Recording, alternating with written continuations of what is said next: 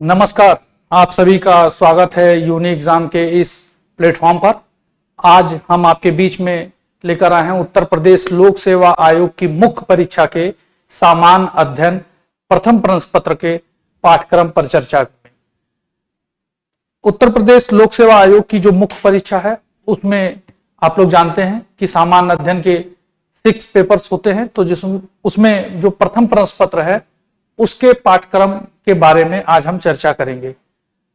उत्तर प्रदेश लोक सेवा आयोग का जो नोटिफिकेशन होता है उसमें सिलेबस तो दिया होता है, लेकिन डिटेल्ड में सिलेबस किस तरीके से किस टॉपिक में किन किन विषयों को हमको अध्ययन करना है वो नहीं दिया होता है। तो यूनी एग्जाम का एक प्रयास है कि हम आपके बीच में उन विषयों को थोड़ा सा एक्सप्लेन करें, जिससे जो प्रतियोगी छात्र हैं उनको आसानी हो पढ़ने में, समझने में कि आखिर में हमको सामान्य अध्ययन प्रथम प्रश्न पत्र में पढ़ना है, किन किन विषयों को अध्ययन करना है। ठीक, और उन विषयों के बारे में हम थोड़ा सा यहाँ पर एक्सप्लेन करेंगे। तो सामान्य अध्ययन का जो प्रथम प्रश्न पत्र है, जैसा कि आप लोग वाकिफ होंगे कि सामान्य अध्ययन का जो प्रथम प्रश्न पत्र है उसमें इतिहास, हिस्ट्री, उसके अलावा सोसाइटी और उसके अलावा ज्योग्राफी, जो मेजर जो टॉपिक्स हैं वो ये हैं। इनसे लगभग प्रश्न पूछे जाते हैं। और इतिहास में भी जो बांटा गया है वो केवल मॉडर्न इंडिया और आपका कल्चर जो हिस्ट्री है, कल्चरल हिस्ट्री, उसके बारे में उसमें पूछा जाता है। मेडाइवल और एंसेंट हिस्ट्री के पॉलिटिकल जो हिस्ट्री है उसके बारे में नहीं पूछा जाता। इसके अलावा सोसाइटी के कुछ टॉपिक्स हैं जिस पर सामान्य अध्ययन में दिया हुआ है, और उसके अलावा ज्योग्राफी के कुछ बिंदु हैं जो आपको पढ़ने होते हैं सामान्य अध्ययन प्रथम प्रश्न पत्र में। तो आइए हम उन टॉपिक्स की डिटेल चर्चा आपके बीच में लेकर आए हैं, तो उन पर हम चर्चा करते हैं। तो हम देखते हैं सामान्य अध्ययन का जो पहला जो टॉपिक है वो है क्या। तो हम देखते हैं कि हिस्ट्री ऑफ इंडियन कल्चर, मतलब जो पहला टॉपिक है वो शुरुआत कहां होती है। History of Indian culture will cover the salient aspects of art from literature and architecture from ancient to modern times। भारतीय संस्कृति के इतिहास में प्राचीन काल से आधुनिक काल तक के कला रूप, साहित्य एवं वास्तुकला के महत्वपूर्ण पहलू शामिल होंगे। ठीक है, तो इसमें दिया हुआ है कि cultural history, history of Indian culture will cover the silent, और उसमें भी किन एस्पेक्ट्स को, आर्ट फॉर्म्स, लिटरेचर और आर्किटेक्चर, मतलब कला के कला रूप, साहित्य और वास्तुकला के रूप को हमको उसमें पढ़ना है। अब हम अगर इसको एक्सप्लेन करते हैं कि इनमें आखिर में हमको किन कला रूपों को पढ़ना है और हिस्ट्री ऑफ इंडियन कल्चर में, तो हम देखते हैं कि इंडियन आर्ट फॉर्म्स जो है उसको हम थोड़ा सा एक्सप्लेन करते हैं। तो यहां पर कि किन विषयों पर को पढ़ना है, और ये कब से कब तक, प्राचीन काल से आधुनिक काल तक। ठीक, प्राचीन काल से आधुनिक काल तक के हमको कल्चरल हिस्ट्री को देखना है मेंस के एग्जामिनेशन में, सामान्य अध्ययन के प्रथम प्रश्न पत्र में। और उसमें भी क्या क्या, कला रूप, साहित्य और वास्तुकला। ठीक, तो जो कला रूप है उस पे अगर हम देखते हैं कौन कौन से कला रूप, तो वो है क्या, उसमें हम इंडियन पेंटिंग्स, भारतीय चित्रकला के बारे में, जो प्राचीन काल से लेकर और आधुनिक काल तक की जो चित्रकला है, पेंटिंग्स के जो रूप हैं उनके बारे में। उसके अलावा जो डांसेस हैं, नृत्य जो है भारत में किस तरीके से है उनके बारे में।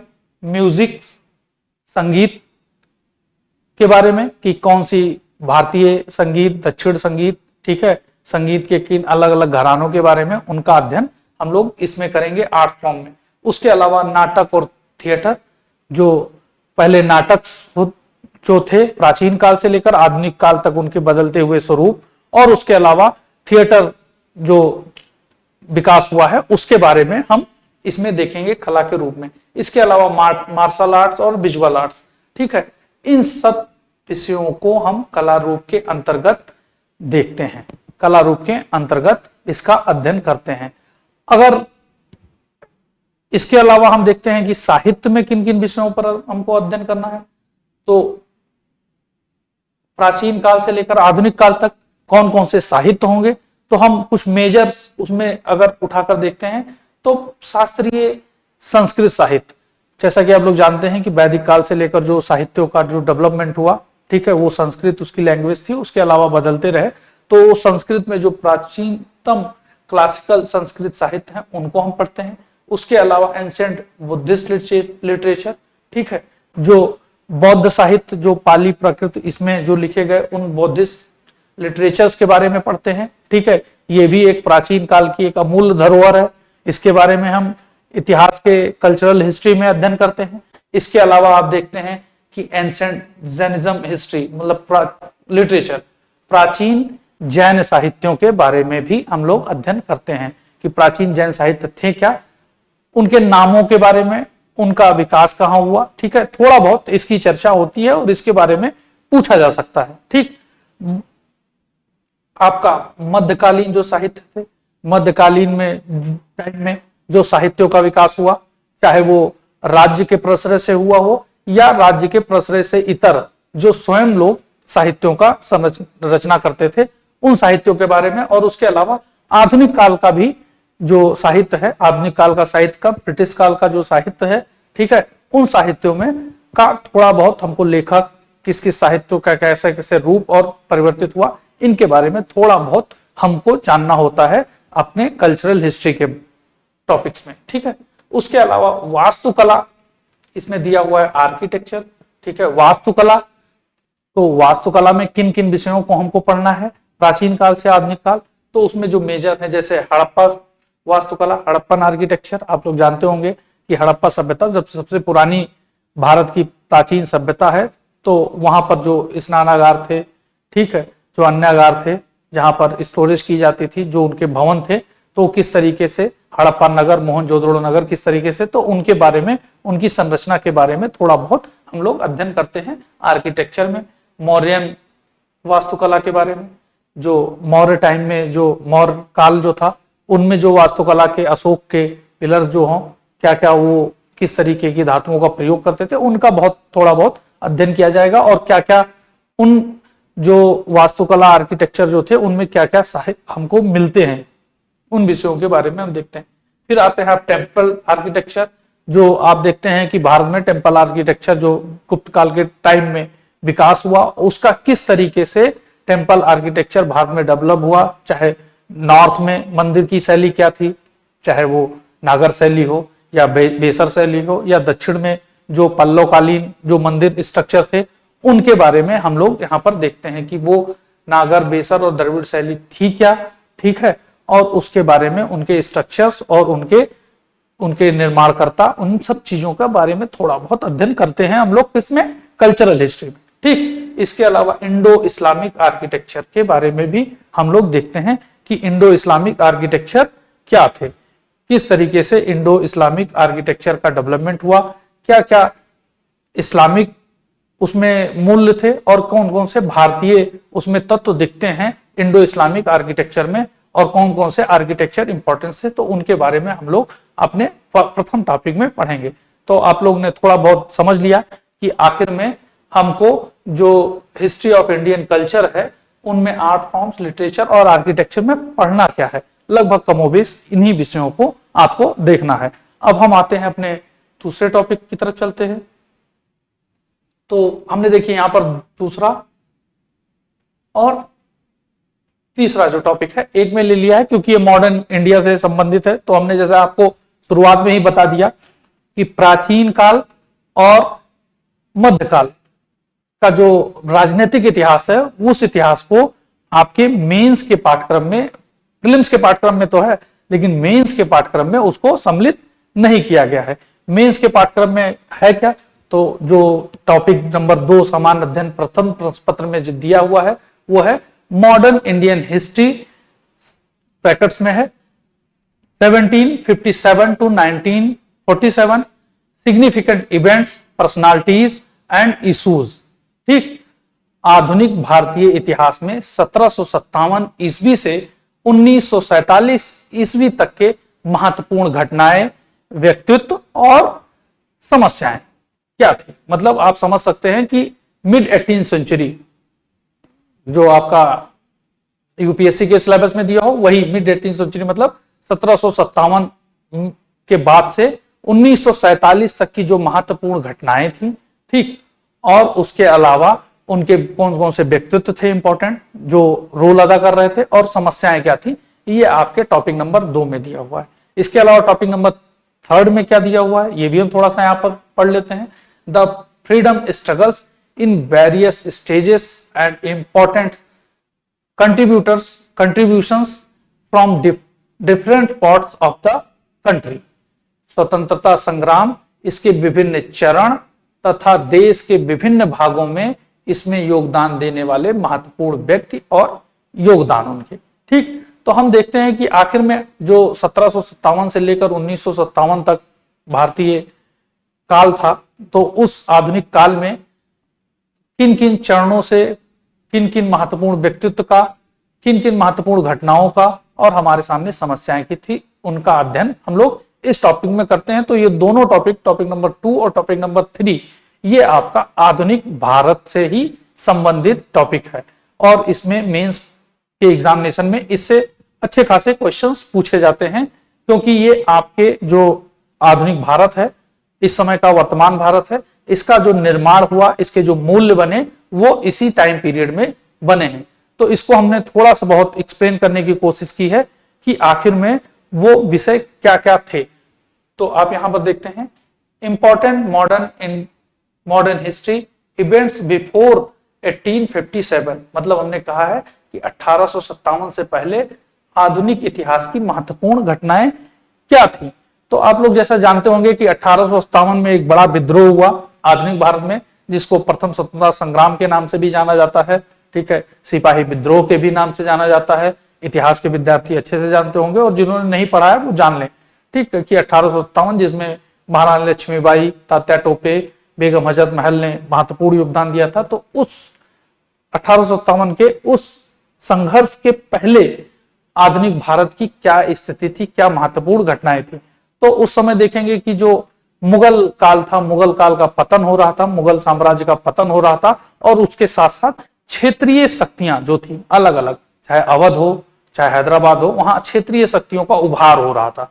तो उन क्षेत्रीय शक्तियों के बारे में पढ़ेंगे।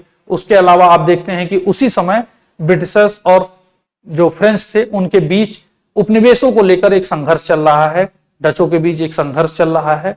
तो उनमें जैसे ब्रिटिश कर्नाटका युद्ध, उनके बारे में हम लोग देखते हैं, ठीक। इसके अलावा जब वो संघर्ष ब्रिटिशर्स उभर कर आते हैं तो भारत में अपनी पकड़ को मजबूत करने के लिए किस तरीके से पलासी और बक्सर के युद्ध के बाद बंगाल के रीजन से उन्होंने अपनी एक स्थायित्व की स्थापना की और उसके बाद वो धीरे धीरे किस तरीके से भारत में उनका अग्रसर होता है। तो उसमें चाहे आंग्ल मैसूर युद्ध हो, आंग्ल पंजाब युद्ध हो, मराठा युद्ध हो, तो उनके बारे में भी अध्ययन करते हैं। इसके अलावा क्या सामाजिक आर्थिक परिस्थितियां थी, ठीक, क्या यूरोपीय जो यहाँ पर प्रवेश किए उनके क्या नियम कानून थे, किन किन एक्ट्स लाए गए शुरुआती में, तो उन सब के बारे में थोड़ा बहुत हम लोग अध्ययन करते हैं। ये आपके प्रीलिम्स के एग्जामिनेशन में भी इंपॉर्टेंट है और आपके मेंस के एग्जामिनेशन में भी इंपॉर्टेंट है। तो ये टॉपिक हो गया। उसके बाद हम देखते हैं ये जो सिग्निफिकेंट आपका स्टेट एक और स्टेज आता है, वो है रिवोल्ट ऑफ 1857, 1857 का विद्रोह। तो 1857 का विद्रोह क्या कारण क्या थे, ठीक, उसके परिणाम क्या हुए, क्या घटनाक्रम थे, इनके बारे में हम थोड़ा बहुत अध्ययन करते हैं। इसके अलावा आप जब देखते हैं कि growth of nationalism in India, ठीक, 1858 से लेकर 1905 तक भारत में राष्ट्रवाद का विकास। तो भारत में राष्ट्रवाद का विकास कैसे हुआ, क्या कारण थे, क्या देश की राजनीतिक आर्थिक स्थिति क्या थी, ठीक, पश्चिमी शिक्षा की भूमिका क्या थी कि भारत में राष्ट्रवाद का विकास हुआ, प्रेस की क्या भूमिका थी, जो आपका प्रेस है तो उसकी क्या भूमिका थी कि आपके यहाँ पत्रकारों की क्या भूमिका थी, मीडिया की क्या भूमिका थी, उसके बारे में हम लोग देखते हैं कि किस तरीके से राष्ट्रवाद के विकास में भूमिका निभाई, पश्चिमी शिक्षा का क्या योगदान था, यहाँ के राष्ट्रवादी नेताओं की क्या भूमिका थी। इन सब विषयों पे हम लोग इस महत्वपूर्ण कालखंड का अध्ययन करते हैं। कांग्रेस की स्थापना भी इसी कालखंड में होती है और कांग्रेस का क्या योगदान होता है राष्ट्रवाद के विकास में। तो ये सब आपका देखने को मिलता है। इस तरीके से हम लोग कवर करते हैं टॉपिक 2 और टॉपिक 3 एक साथ ही कवर करते हैं, इन सब विषयों को पढ़ते हुए, इन सब टॉपिक्स को पढ़ते हुए।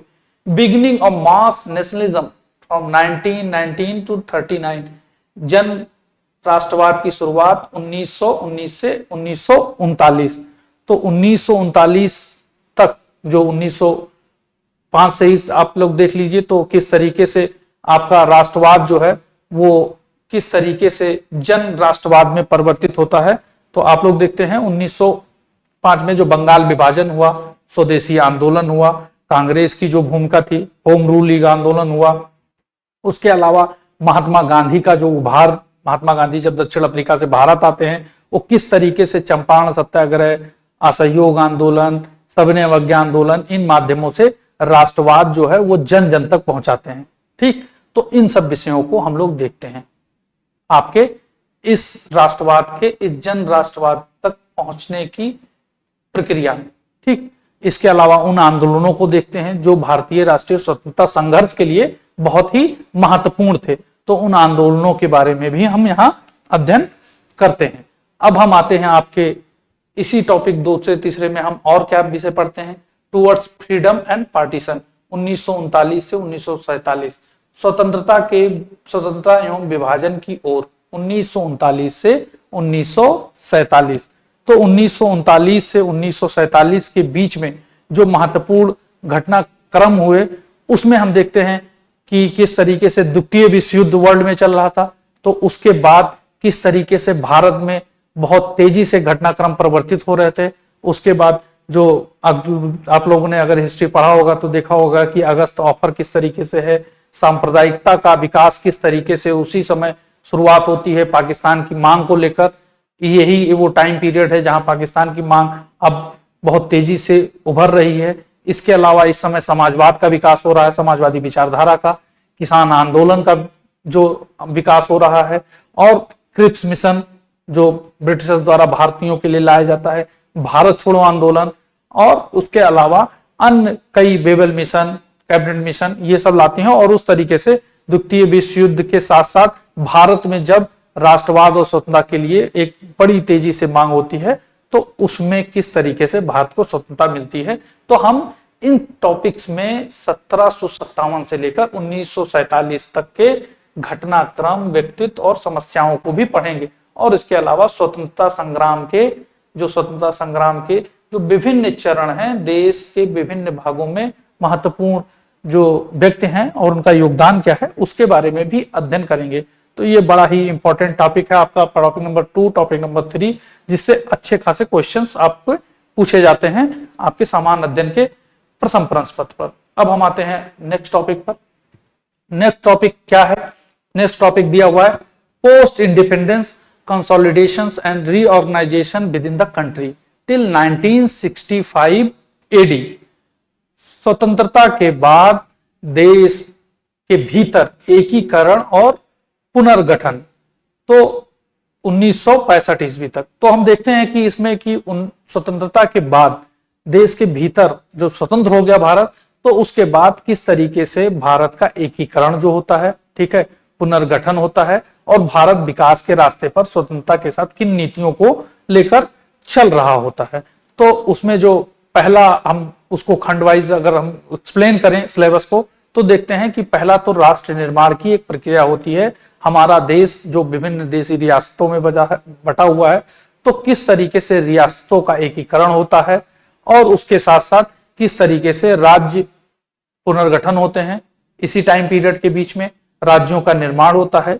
उसके अलावा जो भाषाई और राजभाषा का मुद्दा है, किस तरीके से उभर कर सामने आता है, और जनजातीय जो नॉर्थ ईस्ट का क्षेत्र हो या जो सुदूर जो जनजातीय इलाके हैं, उनके एकीकरण के किस तरीके के प्रयास किए जाते हैं, इनका थोड़ा बहुत अध्ययन हम लोग करते हैं कि किस तरीके से देश का एकीकरण हुआ है। इसके अलावा क्या फॉरेन पॉलिसी क्या थी शुरुआत में आपका, चाहे वो गुटनिरपेक्ष आंदोलन हो, पंचशील हो, या भारत और चीन के साथ आपकी संघर्ष की स्थिति देखने को मिलती है इसी टाइम पीरियड में।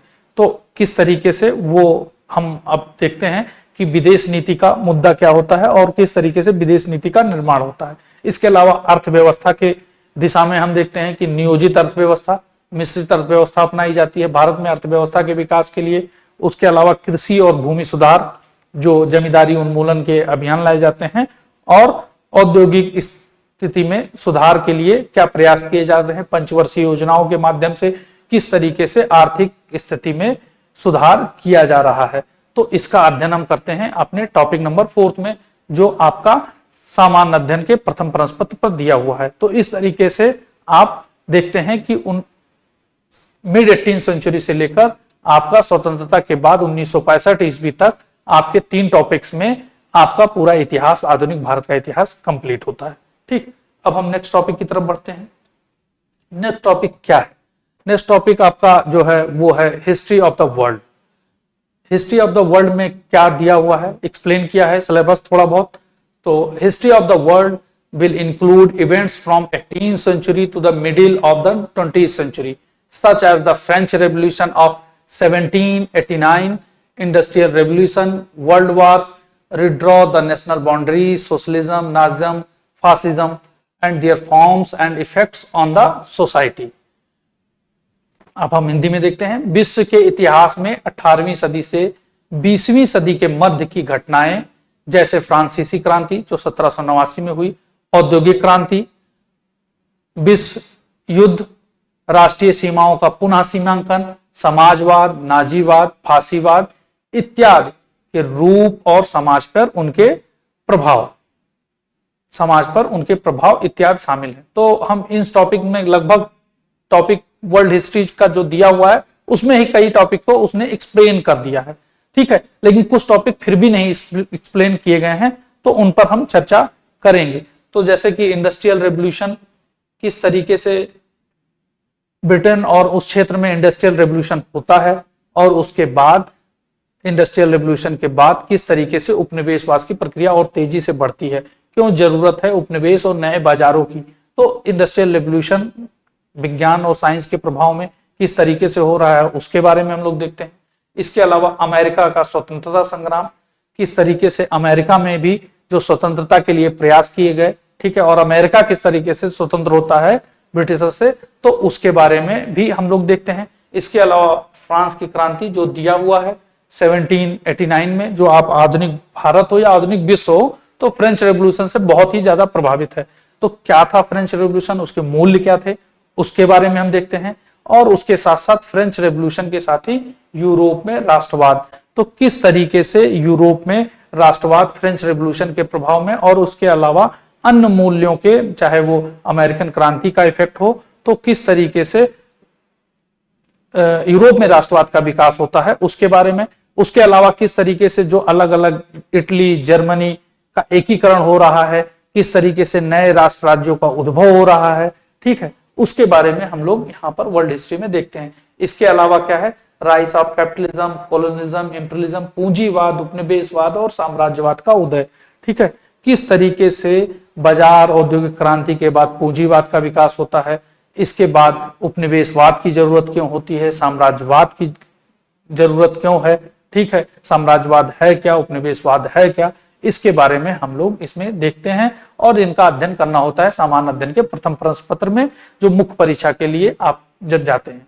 इसके अलावा आप देखते हैं प्रथम विश्व युद्ध जो वर्ल्ड वार फर्स्ट है, तो क्या कारण थे कैपिटलिज्म, कोलोनिज्म के, उपनिवेशवाद, पूंजीवाद के, कि हमारे यहाँ प्रथम विश्व युद्ध हुआ, ठीक है, मतलब पूरे वर्ल्ड में। उसके अलावा आप देखते हैं कि रशियन रेवोल्यूशन, किस तरीके से रूस में क्रांति हुई और जार का अंत हुआ, किस तरीके से रशिया जो रशियन क्रांति हुई और रशियन क्रांति के बाद बोल्शेविक और इन सब का उभार हुआ, किस तरीके से कम्युनिस्ट आइडियोलॉजी का एक गढ़ हुआ, और तब से लेकर आज तक रशिया कम्युनिस्ट आइडियोलॉजी को और आपका जो अमेरिका है वो पूंजीवादी या कैपिटलिज्म को लेकर किस तरीके से दो ध्रुव में बटे हुए हैं। तो रशिया में जो रेवोल्यूशन हुआ इसके बारे में, इसके बाद जो फर्स्ट वर्ल्ड वार है और सेकंड वर्ल्ड वार के बीच का जो घटनाक्रम है, चाहे वो आर्थिक मंदी हो, क्या कारण थे आर्थिक मंदी के, या क्या जो अन्य प्रक्रियाएं चल रही थी, हिटलर का जो उभार हो रहा था जर्मनी में, इन सब विषयों को हमको आपको देखना है। किस टॉपिक में, आपके टॉपिक नंबर 5 में जो हिस्ट्री ऑफ द वर्ल्ड दिया हुआ है, ठीक है। उसके अलावा सेकंड वर्ल्ड वार के कारण क्या थे, ठीक है, सेकंड वर्ल्ड वार का परिणाम क्या घटा, और उसका विश्व पर क्या इफेक्ट है उसके बारे में हम लोग देखते हैं। इसके अलावा डीकोलोनाइजेशन, रिड्रॉल ऑफ नेशनल बाउंड्रीज, राष्ट्रीय सीमाओं का भी उपनिवेशीकरण और पुनः सीमांकन। आप लोग देखते हो उपनिवेशवाद के बाद जिस तरीके से भूगोल बदला और सेकंड वर्ल्ड वॉर के बाद किस तरीके से नए नए जो राज्य थे उपनिवेशवाद की समाप्ति का एक दौर चला और किस तरीके से सब देश स्वतंत्र हो रहे हैं अपने अपने उपनिवेशों से, अपने अपने उपनिवेश आजाद हो रहे हैं। ठीक है, तो किस तरीके से पूरा विश्व बदल रहा है उसके बारे में हम लोग हिस्ट्री ऑफ द वर्ल्ड में देखते हैं। ये आपका एक महत्वपूर्ण टॉपिक है आपके सामान्य अध्ययन के प्रथम प्रश्न पत्र पे। अब हम नेक्स्ट टॉपिक पर चलते हैं। नेक्स्ट टॉपिक से पहले एक महत्वपूर्ण सूचना है, हम आपको बताना चाहते हैं कि पीसीएस और आईएएस का एक जीएस फाउंडेशन बैच है जो 3 अक्टूबर से शुरू हो रहा है। ऑनलाइन बैच है, ये बाइलैंग्वेज है और ये मॉर्निंग 10 से 12 शुरू हो रही है। तो ये आप यूनि एग्जाम आईएएस के ऐप पर जाकर आप इसमें एडमिशन ले सकते हैं। इसकी डेमो क्लास आपको मिल जाएगी, ठीक है, और उसके बाद आप एडमिशन लेते हो और बहुत ही मिनिमम जो आपकी फी रखी गई है कि ये सबके लिए अफोर्डेबल हो और चाहे जहां से आप इसकी क्लास ले सकते हैं। चलिए हम नेक्स्ट टॉपिक पर चलते हैं। अब देखिए हमारा नेक्स्ट टॉपिक जो सोसाइटी से है उसमें क्या दिया हुआ है, तो हम उसका टॉपिक पर देखते हैं कि salient features of Indian society and culture, Bharatiya Samaj और संस्कृति की मुख्य विशेषताएं क्या हैं। तो भारतीय समाज की क्या मुख्य विशेषताएं हैं, ठीक, सब लोग भारतीय समाज में रह तो रहे हैं लेकिन विशेषताएं हैं क्या, इसके बारे में हमको इसका अध्ययन करना होगा और जानना होगा कि आखिर में किस तरीके के फीचर्स हैं भारतीय समाज का। तो भारतीय समाज की विशेषताओं के बारे में हमको देखना है, ठीक है, क्या भारतीय समाज में जो डाइवर्सिटी है, जो विविधता है, ठीक है, वो क्या क्या है, कास्ट के लेवल पर, लिंग्विस्टिक लेवल पर, social, religious, race, tribe, ethnicity and cultural level पर किस किस तरीके से आपके यहाँ समाज जो है वो विविध रूप से बटा हुआ है, चाहे वो जाति के स्तर पर हो या भाषा के स्तर पर हो या आपके नस्ल के स्तर पर हो या जनजातीय स्तर पर हो, और क्या क्या उनमें क्लैश के रीजंस क्या हैं, आखिर में उनमें संघर्ष क्यों बनी रहती है, क्या ऐसे रीजंस हैं, इन विषयों के बारे में हम पढ़ेंगे और इनका अध्ययन करेंगे आपके सोसाइटी वाले पेपर में। इसके अलावा विविधता से उत्पन्न चुनौतियां, वही जो हमने यहाँ पर चर्चा की कि आखिर में विविधता क्यों है और इसके कारण जो हमारे यहाँ चुनौतियां जो बनी हुई हैं वो क्या हैं। हमारे यहाँ बहुलवाद मतलब आपका यही है कि हमारे यहाँ विभिन्न तरीके की, आप पूरे भारत में नॉर्थ से साउथ तक चले जाएंगे, ईस्ट से वेस्ट तक चले जाएंगे, आपको खान पान से लेकर, वस्त्र से लेकर, जात से लेकर, नस्ल से लेकर हर स्तर पर आपको विविधता देखने को मिलती है। तो वो विविधता किस तरीके से सामंजस्य और किस तरीके से हमारे लिए चुनौतियों का है, किस तरीके से हमारे लिए वो एक लाभ का कारण है और किस तरीके से वो हमारी चुनौतियों का कारण है, तो उसके बारे में हम लोग अध्ययन करते हैं। इसके अलावा परिवार की प्रणाली, हमारे यहाँ परिवार कैसा है, उनकी चुनौतियां क्या है, क्या परिवार टूट रहे हैं, समाज क्या है, इन सब विषयों पर थोड़ा बहुत अध्ययन करते हैं आपके टॉपिक नंबर ये भारतीय समाज और संस्कृति की टॉपिक्स पे। ठीक है, नेक्स्ट टॉपिक पर आते हैं। नेक्स्ट टॉपिक जो आपका सामान्य अध्ययन प्रथम प्रश्न पत्र दिया हुआ है वो है क्या, उसमें हम देखते हैं role of women and women organisation, population and associated issues, poverty and development issues, urbanisation, their problems and their remedies, महिलाओं की भूमिका एवं महिला संगठन, जनसंख्या एवं संबंध मुद्दे, गरीबी एवं विकासात्मक मुद्दे, शहरीकरण और उनकी समस्या और उनके समाधान। तो इन विषयों के बारे में हम लोग यहाँ पर देखते हैं कि आखिर में वो है क्या, कौन कौन से मुद्दे हैं जिनका हम लोग अध्ययन इस टॉपिक में करेंगे। तो भारतीय इतिहास में कौन कौन से महिला ऑर्गेनाइजेशन है, ठीक है, उनके बारे में देखिए। Role of women and women organisation, महिलाओं की भूमिका और महिला संगठन, ठीक। तो महिला संगठन क्या है, ठीक है, महिला संगठनों का इतिहास क्या है, महिला संगठन के प्रकार क्या हैं, ठीक, किन किन प्रकारों के हैं, और इनका महिला संगठनों का उदाहरण सहित हम लोग समझेंगे। इसके अलावा महिला संगठन के सामने जो उत्पन्न चुनौतियां हैं, क्या समस्याएं हैं, उनके बारे में हम लोग देखते हैं इस टॉपिक में, आपका रोल ऑफ वुमेन और वुमेन ऑर्गेनाइजेशन के बारे में। और आपका इसी में जो सेकंड टॉपिक है वो क्या है, पॉपुलेशन एंड एसोसिएटेड इश्यूज, जनसंख्या और उनसे संबंधित मुद्दे। तो जनसंख्या, भारत की जननांग की जनसंख्या है कैसी, ठीक है, भारत में जनसंख्या की प्रवृत्तियां क्या हैं, बदल कैसी रही हैं, और अधिक जनसंख्या के क्या कारण हैं, उनका प्रभाव क्या है, जनसंख्या विस्फोट की चुनौतियां क्या हैं, ठीक है, और आपके यहाँ जनसंख्या जो युवा जनसंख्या है उनका लाभ क्या है, ठीक है। तो इन सब विषयों के बारे में हम लोग जनसंख्या से संबंधित मुद्दों में देखते हैं। इसके अलावा जो आपका और एक विषय दिया हुआ है, क्या है, पॉवर्टी एंड डेवलपमेंट इश्यूज, गरीबी और विकास से संबंधित मुद्दे। तो विकास और गरीबी की अवधारणा क्या है, उसके अर्थ क्या है, उनके बारे में, गरीबी का कितने प्रकार कितने हैं, गरीबी का मापन कैसे किया जाता है, चाहे वो भारत सरकार की तरफ से मापन हो या अन्य एनजीओ की तरफ से क्या मापन है, थोड़ा बहुत उनके बारे में, गरीबी के क्या कारण है, भारत में गरीबी के परिणाम क्या हैं, क्या उनसे असमानता और देखने को मिलती है, ठीक है, और बढ़ती शहरी गरीबी, इन सब विषयों पर हम लोग थोड़ा बहुत देखते हैं आपके गरीबी वाले टॉपिक पे, गरीबी और उनसे संबंधित विकासात्मक मुद्दों पर। इसके अलावा क्या है, urbanisation and their problems and their remedies, शहरीकरण, उनकी समस्याएं और उनसे उनके समाधान। तो भारत में शहरीकरण का रुझान जो देख रहे हैं आपको, शहरों का विकास तेजी से हो रहा है, थोड़ी जनसंख्या शहरों में आकर रह रही है, तो किस तरीके से शहरीकरण की तरफ रुझान बढ़ रहा है। इसके अलावा आप देखते हैं कि शहरीकरण में जनसंख्या और सामाजिक आयाम क्या है, ठीक है, शहरीकरण को प्रेरित करने वाले कारक क्या हैं, कौन कौन से आकर्षित कारण है जिससे लोग गांवों से शहर की तरफ पलायन कर रहे हैं, ठीक है। उसके अलावा शहरों में क्या समस्याएं हैं जिससे जनसंख्या जो आकर शहरों में रह रही है, तो उनको किन किन चीजों का मुकाबला करना होता है। इसके अलावा शहरीकरण और ग्रामीण क्षेत्रों में जो प्रभाव है उसका, शहरीकरण का, उसके बारे में हम लोग देखते हैं। और बस्तियां, मलिन बस्तियां, इन सब विषयों पर हम लोग लगभग शहरीकरण का जो शहरीकरण से संबंधित जो इश्यूज हैं वो हम इस टॉपिक में देखते हैं। नेक्स्ट टॉपिक में बढ़ते हैं। नेक्स्ट टॉपिक जो आपका है वो है liberalisation, meaning of liberalisation, privatisation, globalisation and their effects on economy, polity and social structure. उदारीकरण, निजीकरण और वैश्वीकरण का अभिप्राय और उनका भारतीय समाज के अर्थव्यवस्था, राज्य व्यवस्था और समाज संरचना पर प्रभाव क्या है। तो इसके बारे में हम लोग आपका इस टॉपिक में देखते हैं कि आखिर में है क्या। तो इन विषयों पर अगर हम चर्चा करते हैं तो दिया हुआ है कि किस तरीके से लिबरलाइजेशन, प्राइवेटाइजेशन और ग्लोबलाइजेशन, उदारीकरण, निजीकरण और वैश्वीकरण को समझना है, इनके विभिन्न आयाम।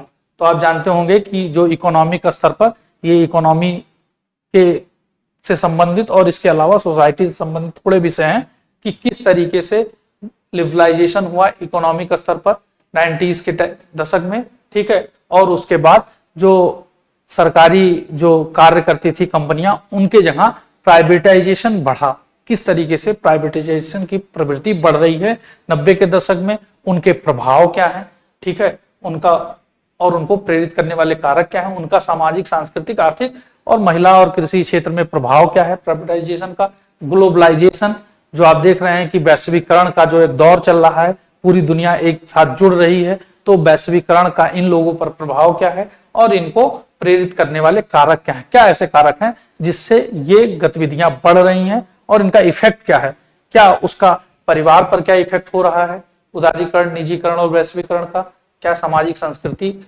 आर्थिक स्तर पर क्या प्रभाव पड़ रहा है, क्या आर्थिक स्थिति सुधर रही है ग्लोबलाइजेशन के दौर में, क्या महिलाओं की स्थिति में सुधार हो रहा है, क्या परिवार की स्थिति में परिवर्तन हो रहा है, कृषि के क्षेत्र में आप विकास देख रहे हैं, ठीक है। तो इन सब विषयों पर आपको देखना है टॉपिक, इस वाले टॉपिक में, ठीक है, उदारीकरण, निजीकरण और वैश्वीकरण वाले टॉपिक में, ठीक है। हम नेक्स्ट टॉपिक पर बढ़ते हैं। नेक्स्ट टॉपिक जो आपका दिया हुआ है वो है social empowerment, communism, regionalism and secularism, सामाजिक सशक्तिकरण, सांप्रदायिकता, क्षेत्रवाद और धर्मनिरपेक्षता। तो इसके अंतर्गत हम किन विषयों को पढ़ेंगे। तो आप जब इन विषयों पर चर्चा करते हैं तो meaning and concept of social empowerment, सामाजिक सशक्तिकरण की अर्थ और अवधारणा। क्या अर्थ क्या है सामाजिक सशक्तिकरण से, आप समझते क्या है सामाजिक सशक्तिकरण? तो हम उसकी अर्थ और अवधारणा के बारे में देखते हैं, इसके क्या आयाम है, ठीक है, उसके बारे में हम देखते हैं।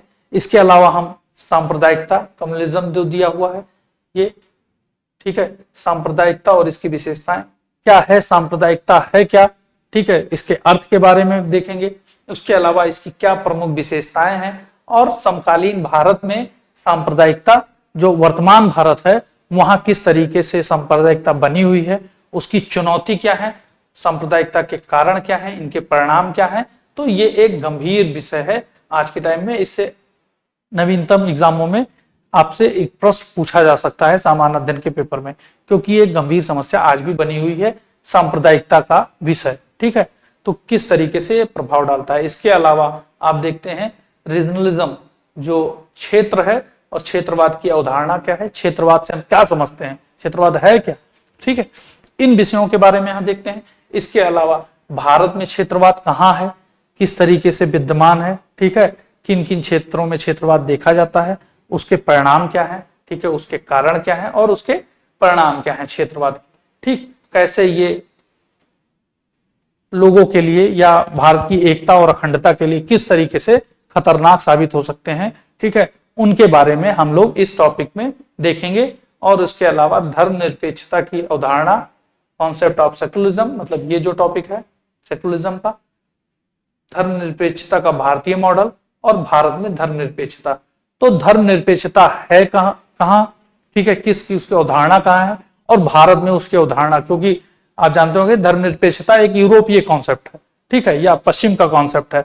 तो पश्चिम का कॉन्सेप्ट भारत में आकर किस तरीके से, किस रूप में है, ठीक है, वो भारत में किस अवधारणा को लिया हुआ है, और भारत में धर्मनिरपेक्षता के मतलब क्या है, ठीक है, किस तरीके से या किस लिए ये हमारे लिए बहुत ही महत्वपूर्ण है धर्मनिरपेक्षता। तो इन विषयों पर हम लोग इस टॉपिक में चर्चा करेंगे। हम नेक्स्ट टॉपिक की तरफ बढ़ते हैं। नेक्स्ट टॉपिक से आपकी ज्योग्राफी की शुरुआत होती है। आप भूगोल में देखते हैं कि किस तरीके से ज्योग्राफी हमारे लिए सामान्य अध्ययन के प्रथम प्रश्न पत्र में इंपॉर्टेंट है। तो किन किन विषयों को दिया हुआ है यहां पर हम देखते हैं। Distribution of major natural resources of world, water, soils, forest in reference of south and south east Asia with special reference to India, factor responsible for the location of industries with special reference of India, विश्व के प्रमुख प्राकृतिक संसाधनों का वितरण भारत के विशेष संदर्भ में, दक्षिण और दक्षिण पूर्व एशिया के संदर्भ में, जल, मिट्टी, वन, उद्योगों की स्थिति के लिए उत्तरदायी कारक भारत के विशेष संदर्भ में।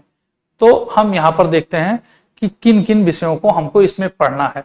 तो आप देखते हैं कि major distribution of major natural resources of the world, water, soils, forest, ठीक है, in reference of south Asia, south and south east Asia with special reference of India.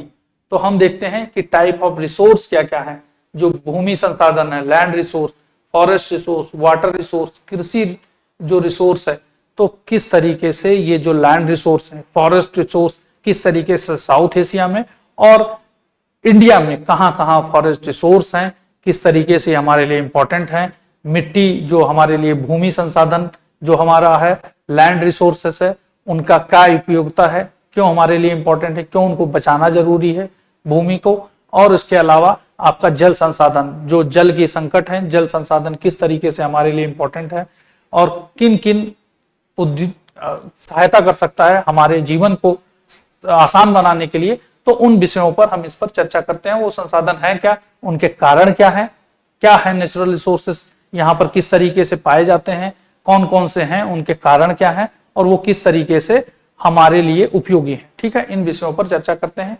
इसके अलावा आप देखते हैं खनिज और ऊर्जा संसाधन, मिनरल्स। तो आप जानते होंगे कि कौन कौन से खनिज हैं, जैसे साउथ इंडिया में आपके उड़ीसा, झारखंड, छत्तीसगढ़, कर्नाटका, इन क्षेत्रों में कौन कौन से रिसोर्सेस पाए जाते हैं, रिसोर्स का डिस्ट्रीब्यूशन कैसा है, राजस्थान में कौन से रिसोर्स हैं, आपका उड़ीसा में कौन सा रिसोर्स है, आपका साउथ में कर्नाटका में कौन से रिसोर्स हैं उनके बारे में, और रिसोर्सेज वहां होने के कारण कौन से हैं उनके बारे में। इसके अलावा क्या है, एनर्जी रिसोर्सेज। एनर्जी रिसोर्सेज में जैसे चाहे कोयला संसाधन हो आपका, ठीक है, इसके अलावा पेट्रोलियम कहाँ पाया जाता है, ठीक है, पेट्रोलियम हमारे लिए इंपॉर्टेंट क्यों है, और कोयला किस तरीके से हमारे ऊर्जा संसाधन के लिए इंपॉर्टेंट है, तो उनके बारे में, उनका लोकेशन क्या है, उनका डिस्ट्रीब्यूशन कैसा है, इन सब विषयों के बारे में आप यहाँ पर देखते हैं। इसके अलावा आपका एक और विषय है यहाँ पर, उद्योगों की स्थिति के लिए उत्तरदायी कारक भारत के विशेष संदर्भ में, factor responsible for the location of the industry. उद्योगों की स्थिति के लिए उत्तरदायी कारक क्या है, तो उद्योगों की जो स्थिति है, कहाँ उद्योग बनाए जाते हैं, उनके क्या कारक हैं, समुद्र तटीय क्षेत्र में क्यों उद्योगों की स्थापना ज्यादा होती है, या दक्षिण भारत में जहां भारी जो संसाधन निकाले जाते हैं, लो संसाधन इस्पात, तो वहीं पर क्यों उनकी सिचुएशंस होती है, ठीक है। कुछ ऐसे उद्योग होते हैं जो मार्केट के पास होते हैं, तो क्या क्या कारण है, और कुछ ऐसे होते हैं जो आपके रूट्स के पास होते हैं जहां से आप उनका व्यापार कर सके, तो उनके फैक्टर्स, उन सब फैक्टर्स के बारे में हम चर्चा करेंगे इंडस्ट्री वाले इस चैप्टर में। उसके अलावा उद्योगों का वर्गीकरण, किन किन टाइप्स के उद्योग आपके यहाँ देखे जाते हैं, उन बारे में हम लोग, भारी उद्योग, लघु उद्योग, ठीक है, और कृषि से संबंधित उद्योग, खनिजों से संबंधित उद्योग, ठीक है, तो उन उद्योगों के बारे में हम लोग देखेंगे कि कौन कौन से क्लासिफिकेशन है आपके उद्योगों के, ठीक है। इसके अलावा location and distribution of industry, उद्योगों का स्थान और वितरण, जैसे हमने अभी चर्चा की कि उद्योगों के स्थान कहाँ कहाँ कौन कौन से हैं उनके बारे में।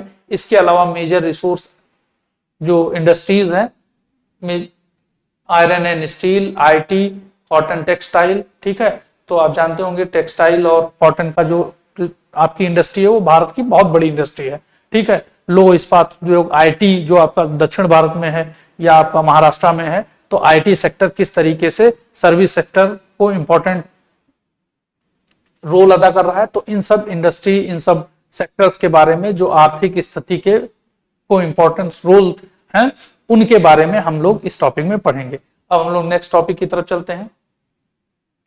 नेक्स्ट टॉपिक भी आपका ज्योग्राफी से लिया गया है। उसमें क्या है, salient features of physical geography, earthquake, tsunami, volcanic activity, cyclone, ocean currents, winds and glaciers. भौतिक भूगोल की प्रमुख विशेषताएं, भूकंप, सुनामी, ज्वालामुखी क्रियाएं, चक्रवात, समुद्री जलधाराएं, पवन और हिम सरिताएं। तो हम देखते हैं कि ये जो कुछ चीजें लिख दी गई हैं, भूकंप, सुनामी, ज्वालामुखी क्रियाएं, चक्रवात, ये भूकंप क्यों आते हैं, कारण इनके क्या है, इनका परिणाम क्या है, ठीक है, इनके बारे में। सुनामी क्या है, ठीक है, क्यों आते हैं, इनका कारण क्या है, और सुनामी का परिणाम क्या होता है, सुनामी और इनके लिए, इनसे बचा कैसे जाया जा सकता है, इसके बारे में, ठीक है। और भूकंप, सुनामी के लिए किस तरीके से संबंधित है, इसके बारे में। इसके अलावा ज्वालामुखी क्रियाएं क्यों होती हैं, ज्वालामुखी क्रियाओं के कारण क्या है, ज्वालामुखी क्रियाओं का परिणाम क्या है, इन विषयों में। चक्रवात में भी यही हम देखेंगे कि ये ज्योग्राफिकल जो परिघटनाएं हैं ये क्यों होती हैं, इनके क्या कारण है, चक्रवात किस तरीके से उत्पन्न होता है, चक्रवात है क्या, ठीक है। समुद्री जलधाराएं, जो समुद्र में आपकी जलधाराएं हैं, ठीक है, तो वो जलधाराएं किस तरह डिस्ट्रीब्यूट होती हैं, कैसे एक दिशा से दूसरी दिशा में अग्रसर होती हैं, उनके कारण क्या है, कौन कौन सी जलधाराएं हैं आपके पूरे विश्व में, ठीक है, उनके बारे में। और क्या पवन और ग्लेशियर्स के बारे में, भारत में कौन कौन से ग्लेशियर्स हैं, ठीक है, और किस तरीके से ग्लेशियर्स की उत्पत्ति होती है, वो किस तरीके से हमारे लिए इंपॉर्टेंट है। तो इन विषयों को हम लोग, ये फिजिकल ज्योग्राफी जो आपके लिए एक महत्वपूर्ण है, आप इसका प्रीलिम्स में भी देखते हैं, ज्योग्राफी के इन विषयों से संबंधित क्वेश्चन, और आपके मेंस में भी आते हैं, तो ये आपका दोनों जगह आपके लिए हेल्पफुल होगा। ऐसे ही इसके पहले के टॉपिक में जिसमें रिसोर्सेज के डिस्ट्रीब्यूशन को बताया गया था, वो भी आपके प्रीलिम्स मेंस दोनों में आपकी सहायता करती है। तो आप मेंस के इन टॉपिक्स को पढ़ते समय ये मत सोचिएगा कि ये आपके प्रीलिम्स के लिए महत्वपूर्ण नहीं है, इन लगभग इन्हीं टॉपिक से मेंस प्रीलिम्स में भी क्वेश्चंस पूछे जाते हैं। थोड़ा यहाँ लिखित परीक्षा है तो यहाँ थोड़ा डिस्क्रिप्टिव, थोड़ा गंभीर अध्ययन होता है, और प्रीलिम्स में ऑब्जेक्टिव फैक्ट्स का ज्यादा भूमिका होती है। नेक्स्ट टॉपिक पर हम बढ़ते हैं। नेक्स्ट टॉपिक क्या है यूपीपीसीएस के एग्जामिनेशन में, तो इसमें दिया हुआ है oceanic resources of India and their potential. Bharat के समुद्री संसाधन और उनकी क्षमताएं। तो भारत के समुद्री संसाधन हैं क्या, ठीक है, और उनकी क्षमताएं। तो भारत में समुद्र से लगा आप देखते हैं हिंद महासागर का एक बड़ा क्षेत्र है, पूरे दक्षिण भारत को गुजरात से लेकर आपका पश्चिम बंगाल तक का जो क्षेत्र है वो समुद्र तटों से लगा हुआ है। कई राज्य आपके भारत के समुद्र तटों से लगे हुए हैं। तो उन राज्यों के कारण जो हमारे लिए समुद्र है वो किस तरीके से उनके संसाधन इंपॉर्टेंट है।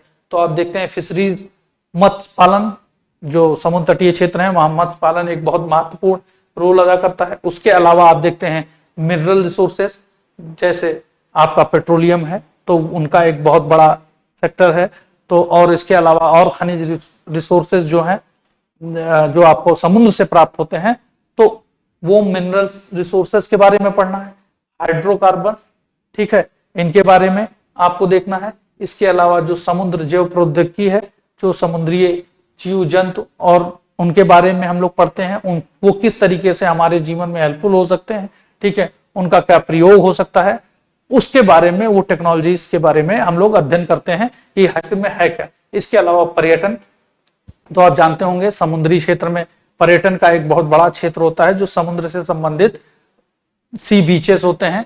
तो आपका चाहे गोवा हो चाहे आपका कोच्चि हो, तो इन सब क्षेत्रों में किस तरीके से समुद्री क्षेत्र से लगे हुए जो पर्यटन स्थल हैं उनका किस तरीके से विकास हो रहा है। इसके अलावा परिवहन और व्यापार, आपका ट्रेड के लिए तो भारत का जो सबसे बड़ा ओवरसीज ट्रेड होता है वो समुद्री रास्तों से ही होता है। तो किस तरीके से ये ट्रेड और ट्रांसपोर्टेशन जो हमारा होता है, भारत का एक बड़ा हिस्सा, जो चाहे आपका मिडिल ईस्ट हो चाहे वो साउथ एशिया और साउथ ईस्ट एशिया की कंट्रीज हो, वहां से चाहे हमारे लिए आयात हो या निर्यात हो, चाहे एक्सपोर्ट हो चाहे इंपोर्ट हो, तो वो समुद्री रास्तों से ही होता है, ना कि और किसी अन्य रास्तों से होता है। होता तो सभी रास्तों से है, लेकिन है क्या कि उन रास्तों से सबसे ज्यादा इन्हीं तरीके से देखा जाता है। तो इस तरीके से हमारे लिए समुद्री संसाधन किस तरीके से इंपॉर्टेंट है। नेक्स्ट टॉपिक में पहुंचते हैं। इसमें क्या दिया हुआ है, नेक्स्ट टॉपिक आपका human migration refugees problem of the world with focus on India. शरणार्थी समस्या भारत पर फोकस के साथ विश्व की शरणार्थी समस्या। तो भारत पर फोकस, विशेष फोकस है, और उसके साथ साथ विश्व की जो शरणार्थी समस्याएं हैं, जो रिफ्यूजी हैं, उनकी समस्याओं को लेकर इसमें हम लोग अध्ययन करते हैं। तो हम देखते हैं कि जो प्रवासन जो है, शरणार्थी प्रवासन जो है, उसका वैश्विक संदर्भ क्या है।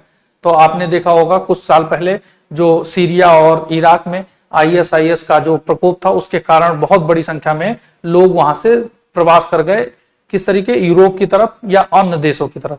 तो वो एक समस्या थी। या आप रोहिंग्या, जो आपका म्यांमार से रोहिंग्या जो मुस्लिम्स हैं, उनका माइग्रेशन जो है वो आपके यहाँ बांग्लादेशी जो शरणार्थी हैं उनको लेकर भारत के संदर्भ में।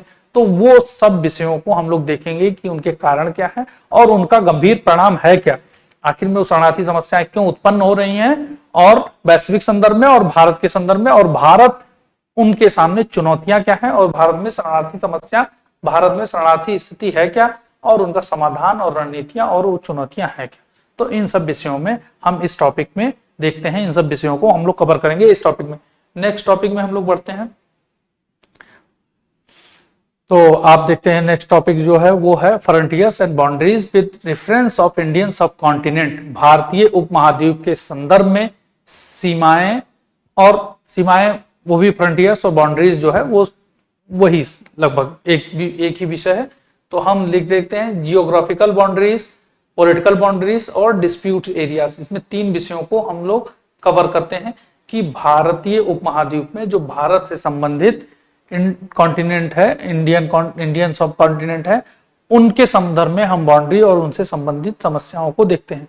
तो भारत की भौगोलिक जो सीमाएं हैं, जैसे चाइना के साथ जो भौगोलिक सीमा लगी हुई है, ठीक है, तो उसके अलावा जो आपका पॉलिटिकल, जैसे पाकिस्तान बांग्लादेश के साथ आपकी राजनीतिक सीमा है, मतलब ये ज्योग्राफी के आधार पर नहीं बटी हुई, बल्कि एक टाइम और सिचुएशन की, पॉलिटिकल सिचुएशन की मांग ऐसी थी कि विभाजन होना इंपॉर्टेंट था, तो उसके कारण जो ये राजनीतिक सीमाएं लगी हुई हैं, ठीक है। और इनके अलावा इनसे क्या डिस्प्यूट है, तो चाइना के साथ हमारा क्या डिस्प्यूट है बॉर्डर्स को लेकर, सियाचिन और आपका अरुणाचल प्रदेश के क्षेत्रों को लेकर, ठीक है। इसके अलावा पाकिस्तान के साथ हमारा क्या बॉर्डर डिस्प्यूट है, इसके अलावा हम और क्षेत्रों को लेकर कभी श्रीलंका के साथ कुछ मुद्दे उभर कर आते हैं, तो वो सब मुद्दों को हम लोग कवर करेंगे कि आखिर में वो राजनीतिक सीमाओं को लेकर किस तरीके से विवादित क्षेत्र उत्पन्न है और उनके कारण क्या है, और उन विषयों पर हम लोग देखते हैं। और ये टॉपिक है population and settlements, type of patterns, urbanisation, smart cities and smart villages. जनसंख्या और बस्तियां, प्रकार और पैटर्न, शहरीकरण, स्मार्ट शहर और स्मार्ट गांव। तो इसमें हम देखते हैं कि जनसंख्या का सेटलमेंट्स कैसा है, टाइप ऑफ सेटलमेंट्स, बस्तियों के प्रकार कैसे हैं, किस तरीके से भारत में जो बस्तियां बस रही हैं वो क्या है, रेखीय रूप में है या गोलाकार है या किसी तालाब के एरिए एरिए बसे हुए हैं। तो उन सब विषयों पर हम लोग क्या क्या प्रकार हैं, सेटलमेंट कैसे हो रहा है, टाइप ऑफ सेटलमेंट्स। इसके अलावा ग्रामीण बस्तियां कैसी हैं, ठीक, शहरी बस्तियां कैसी हैं, ठीक। तो ग्रामीण बस्तियां क्या हैं, कैसे उनका विकास हो रहा है, शहर में किस तरीके से हो रहा है। इसके अलावा शहरीकरण, तो शहरीकरण आपने पहले भी देखा होगा और इसके अलावा यहाँ भी एक टॉपिक देखने को मिलता है, ठीक है। तो शहरीकरण क्या है वहां पर भी हम लोग देखेंगे और यहाँ पर, और उसके अलावा स्मार्ट शहर और स्मार्ट गांव क्या है, किसे हम स्मार्ट शहर कहेंगे और किसे हम स्मार्ट गांव कहेंगे। तो इन विषयों को और किस तरीके से भारत की सरकार या भारत में प्रयास हो रहा है स्मार्ट गांव स्मार्ट शहर के विकास के लिए, तो इन सब विषयों को हम लोग देखते हैं, ठीक है। और हम आगे बढ़ते हैं। तो और इसी के साथ जो ये लास्ट टॉपिक था, जीएस जो सामान्य अध्ययन का प्रथम प्रश्न पत्र है, उस प्रश्न पत्र के जो विभिन्न टॉपिक्स थे उन पर लगभग हमने एक गंभीर चर्चा कर ली है कि किस तरीके से अलग अलग टॉपिक्स का विभाजन करके हमने दिखा दिया कि लगभग कमोबेश इन्हीं विषयों को पढ़ना है। एक दो टॉपिक बढ़ और घट सकते हैं जो हमने बताया है, ठीक है, उस पर उतना गंभीर नहीं होना है क्योंकि वो हमारी तरफ से बनाया गया है, हमने उसको एक्सप्लेन किया है, ठीक है। तो उन किन विषयों को हमको पढ़ना है, किन विषयों को हमको छोड़ना है, कैसे पढ़ना है, ठीक है। इसके लिए आपको हमने तो यहाँ पर बता दिया, इसके लिए आपको हमसे जुड़ना होगा यूनि एग्जाम के प्लेटफॉर्म से। तो यूनि एग्जाम से आप जुड़ेंगे कैसे, यूनि एग्जाम का अभी यूपीपीसीएस का और यूपीएससी का बैच अभी शुरू हुआ है, बाईलैंग्वेज ऑनलाइन है और बहुत ही अफोर्डेबल प्राइस में है आपका, बिल्कुल आप चाहे ग्रामीण क्षेत्र में हो चाहे शहरी क्षेत्र से हो, तो उस पैसों में आप, कम पैसों में आप ये कोर्स ले सकते हैं। लगभग 15 महीने का जो कोर्स है, इसमें प्रीलिम्स मेंस इंटरव्यू तक की आपकी तैयारी करवाई जाएगी। तो आप उसके लिए यूनि एग्जाम आईएएस के ऐप पर जाइएगा और वहां से आप पेमेंट करके आप उस कोर्स को ले सकते हैं। ऑनलाइन जुड़ेंगे, उसमें टेस्ट सीरीज और बहुत ही चीजें हैं, बहुत फीचर्स हैं, वो आपको वहां मिल जाएंगे। इसके अलावा एक आधार बैच शुरू हुआ है 3 इयर्स कोर्स के लिए, जो 12th पास स्टूडेंट्स हैं और अपनी ग्रेजुएशन अभी कर रहे हैं या 12th पास कर चुके हैं, ठीक है, और वो यूपीएससी या यूपीपीसीएस को लेकर कोई सपना संजोए हुए हैं कि हमको बनना है, तो उनके लिए एक 3 इयर्स बैच शुरू किया गया है जो 12th पास स्टूडेंट्स के, ये भी 3 अक्टूबर से शुरू हो रहा है। इसकी भी जो क्लासेस हैं वो डेमो क्लासेस आपको ऑनलाइन यूट्यूब और मिल जाएंगी, लेकिन उसके बाद आपको ऐप के माध्यम से इसमें एडमिशन लेना होगा। ये भी ऑनलाइन है, बाईलैंग्वेज बैच है, ठीक है। तो इसमें भी आप जुड़ सकते हैं। और इसी के साथ ही अब हम अपनी सामान्य अध्ययन प्रथम प्रश्न पत्र की परिचर्चा यही समाप्त करते हैं। अब हम आने वाले दिनों में इससे संबंधित, प्रथम प्रश्न पत्र से संबंधित विभिन्न प्रश्नों को लेकर आएंगे कि सामान्य अध्ययन में कौन कौन से प्रश्न आ रहे हैं, किस तरीके का पैटर्न है, ठीक है। तो आप लोग जरूर देखते रहिएगा यूट्यूब पर, हम उस प्रश्न को लेकर आएंगे, उन पर चर्चा करेंगे कि आखिर में किन विषयों से प्रश्न पूछे जाते हैं, संभावित विषय क्या है, ठीक है, किस तरीके से हम उनको आंसर राइटिंग करेंगे। तो इन सब विषयों के लिए आप देखते रहिएगा। इसी के साथ हम यही अपनी चर्चा को विराम देते हैं। धन्यवाद।